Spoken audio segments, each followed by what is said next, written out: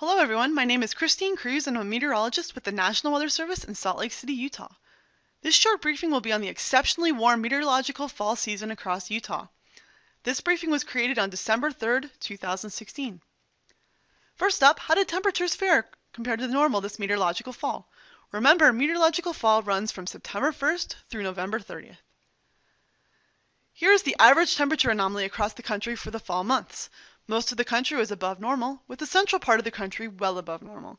For Utah, most locations averaged between 1 and 5 degrees above normal. Let's break it down by month. The first image shows how many degrees above normal temperatures averaged across the Southwest for September 2016, with much of Utah averaging near normal due to a somewhat wet September. October showed a significant change as temperatures warmed between 1 and 7 degrees above normal. By November, the heat was on, with most locations averaging between 3 and 10 degrees above normal.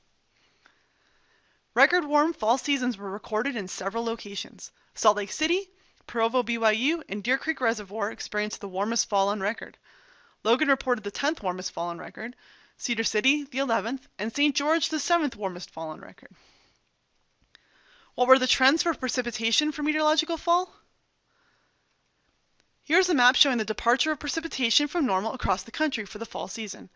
For Utah, far northwestern portions of the state, the Uintas, and portions of the central and southern mountains averaged above normal. West central, southwest, and far southeastern Utah averaged below normal. The northwestern United States averaged wetter than normal, while the southeast averaged below normal. Now for a month-by-month look at the departure from normal for precipitation.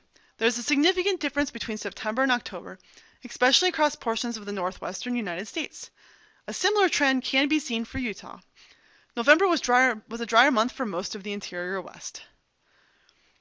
Precipitation was fairly unremarkable when looking at the whole fall season, except for a few locations in far northern Utah. Logan had the 3rd wettest fall on record, and Randolph had the 7th wettest fall on record.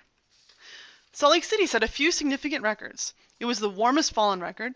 November was also the warmest November on record, and October was the 4th warmest October on record. It was the longest frost freeze period on record at 242 days. The latest first freeze on record was also set on November 17th. In summary, most locations across Utah saw significantly warmer than average temperatures for the fall season.